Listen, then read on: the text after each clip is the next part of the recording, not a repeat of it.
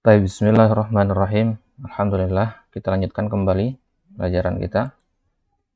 Baik, sebelum lanjut, kembali kita ingatkan apa saja yang merupakan poin-poin pembahasan yang sudah kita bahas untuk mengetahui sekarang ini kita lagi di mana. Baik, jadi kitab ini berisi 4 poin utama, ya, 4 atau 5 poin utama. Kita katakan ada 4 tema utama dari kitab ini, dari kitab Al-Ajurumiyah. Yang pertama pembahasan tentang al-kalam, kemudian al-i'rab. Ya, warna kuning ini sudah kita pernah ambil semua. Kemudian sekarang kita sedang berada di tema pokok yang ketiga, yaitu tentang al-af'al, tentang fi'il. Ya, dan ini pembahasannya hanya sedikit saja tentang fi'il. Nah, ini sebagai muqaddimah pembuka untuk kita masuk ke isim nanti. Baru kita bahas tentang isim, pembagian isim nanti menjadi marfu'at, mansubat, dan majrurat atau makhfudat. Baik, selesai dari pembahasan yang terakhir itu, maka selesailah kita dari kitab ini insyaallah ta'ala. Baik, maka sekarang kita berada di sini. Bab al-af'al, pembahasan tentang fi'il. Bahwasanya kita katakan kemarin di pertemuan sebelumnya, fi'il itu dibagi ya berdasarkan waktu terjadinya menjadi fi'il madhi, mudhari, dan amr. Fi'il madhi ya itu selalu fathah akhirnya, kecuali ketika dia bersambung dengan domir mutakallim atau domir mukhatab. Kemudian fi'il amr itu majzum, dia selalu majzum. Ya, dan tanda jazam itu ada 2, sudah pernah kita bahas, yaitu jazam dengan sukun dan juga jazam dengan hasfu harfal illah jika berakhiran huruf illah. Kemudian fi'il mudhari, ya, fi'il mudhari pengertiannya adalah fi'il yang huruf pertamanya adalah salah satu dari 4 huruf tambahan. Apa saja huruf tambahan itu? 4 huruf tambahan, yaitu yang kita katakan dalam kalimat anaitu. Anaitu, hamzah, nun, ya, dan ta. Di 4 huruf jumlahnya. 4 huruf inilah yang mengawali fi'il mudhari. Jadi fi'il mudhari itu diawali oleh salah satu dari 4 huruf ini. Hamzah, contohnya di domir mutakallim. A'udzu.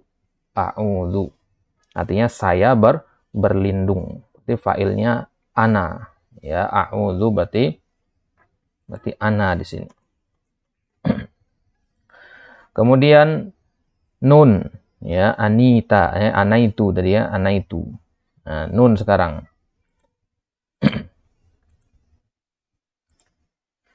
Kalau nun, ya itu contohnya di sini, ya. Jadi nun itu menunjukkan untuk mutakallim itu sendiri, orang yang berbicara, juga ada orang lain yang bersamanya. Berarti yang berbicara ini bukan hanya 1 orang, 2 orang atau lebih.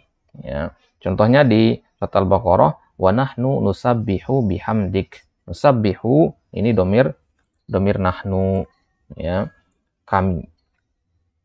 Kemudian al-ya. Nah, sekarang kita masuk ke al-ya lanjutannya. Nah, hamzah sudah, nun sudah, sekarang ya. Wal ya'u tadullu 'alal ghaib. Ya itu menunjukkan pelakunya adalah orang ketiga, orang yang gaib, orang yang tidak ada di hadapan kita. Orang yang tidak ada di hadapan kita berarti dia orang ketiga. Nahu wa minan nasi man yaqulu amanna billah. Lihat di sini mana fi'il mudhari? Lihat saja yang mana yang diawali oleh ya. Nah, ini dia, yaqulu. Ada ya di awalnya.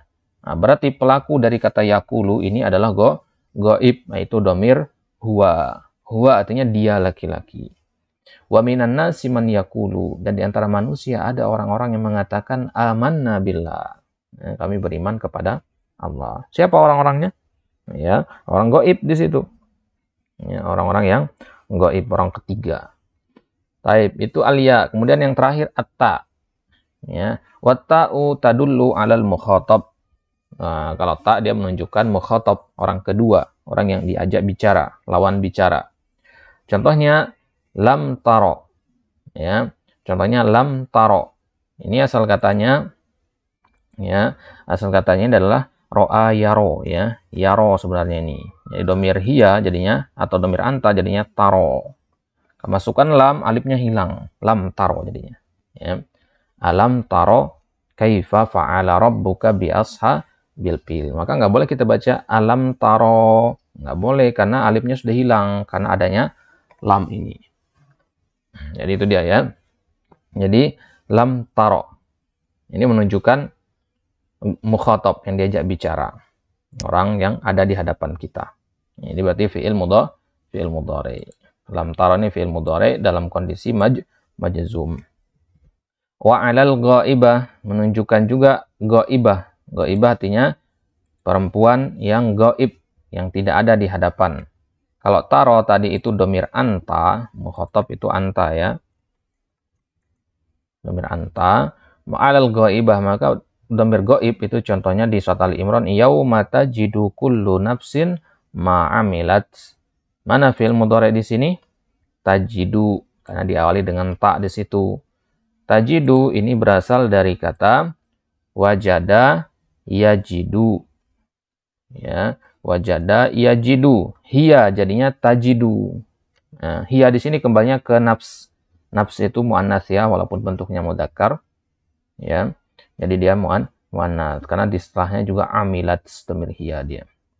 Nah, berarti kullu nafsin ini fa'il dari kata tajidu. Nah, berarti kullu nafsin ini adalah anti atau hiya. Ya, di sini ghaibah berarti hiya ya. Di sini hiya. Karena hiya itu ghaibah. Apa maksudnya ghaibah? Ghaibah perempuan. Ghaibah bentuknya muannats kan? Perempuan yang tidak ada di hadapan kita, berarti dia perempuan, orang ketiga, domir hiya berarti. Jelas maksudnya ya?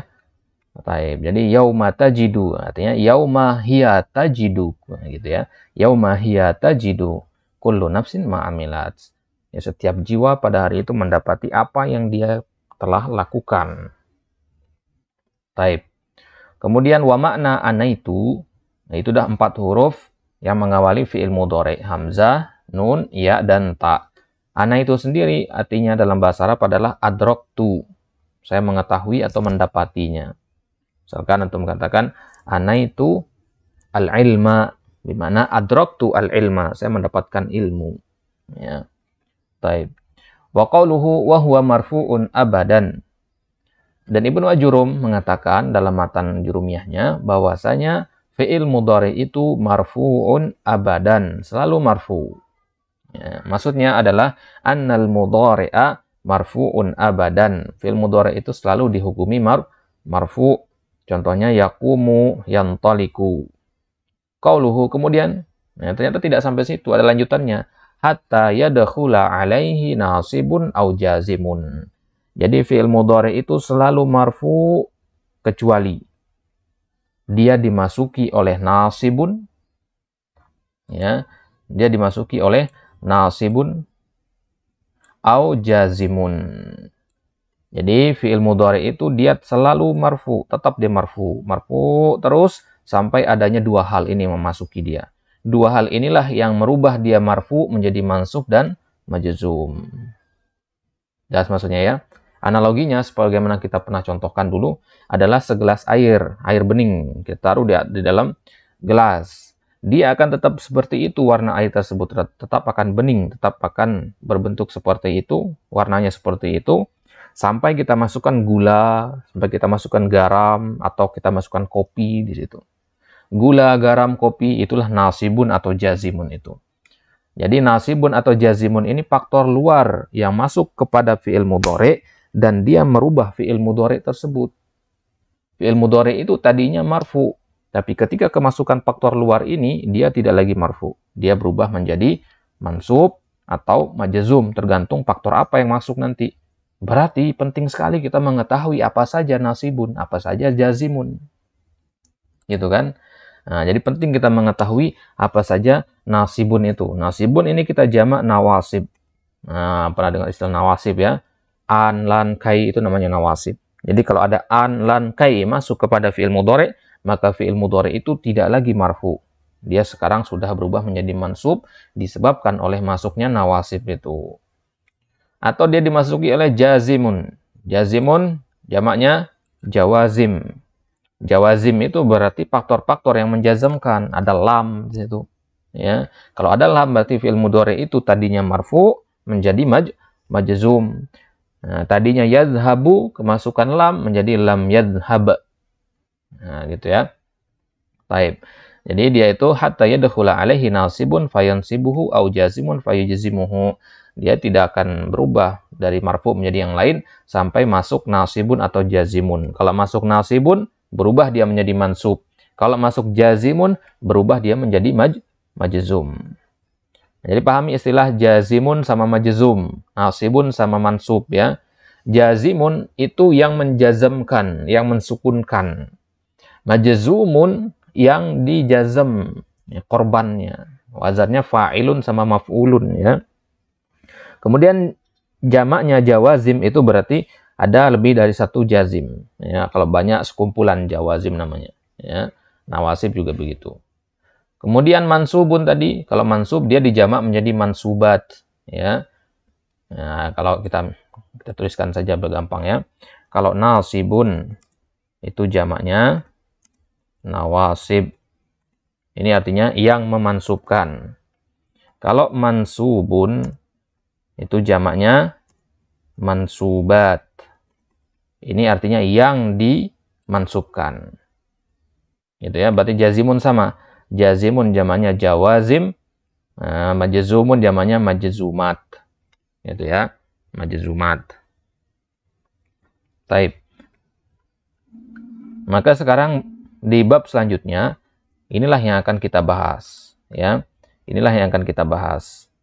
Jadi ini adalah sebagai jembatan pembahasan ini sebagai penyambung dengan dars yang akan kita lihat nanti. Nasibun nawasib. Tadi kita katakan penting berarti kita tahu apa saja huruf-huruf atau faktor-faktor yang bisa merubah fi'il mudhari' menjadi mansub. Ya, apa saja yang bisa merubah fi'il mudhari' menjadi mansub. Kita perlu tahu apa saja yang bisa merubah air bening itu menjadi asin, menjadi manis, menjadi pahit, berubah warna dan sebagainya. Kita harus tahu itu. Kita harus tahu apa saja nawasib. Itulah maka tema pembahasan kita selanjutnya insyaallah taala nanti adalah nawasibul mudhari'. Nawasib jamak dari nasibun, yaitu huruf-huruf, faktor-faktor yang bisa menyebabkan fi'il mudhari' menjadi mansub. Yang mana fi'il mudhari' itu hukum asalnya adalah marfu. Ya, fi'il mudhari' itu hukum asalnya marfu, dia akan berubah jika kemasukan salah satu dari 10 nawasib yang akan kita bahas pada kesempatan selanjutnya biidznillah taala. Baik, kita cukupkan sampai di sini. Wallahu taala alam bisawab. Subhanakallah bihamdik, asyhadu an la ilaha illa anta, astaghfiruka wa atubu ilaik. Wassalamualaikum warahmatullahi wabarakatuh.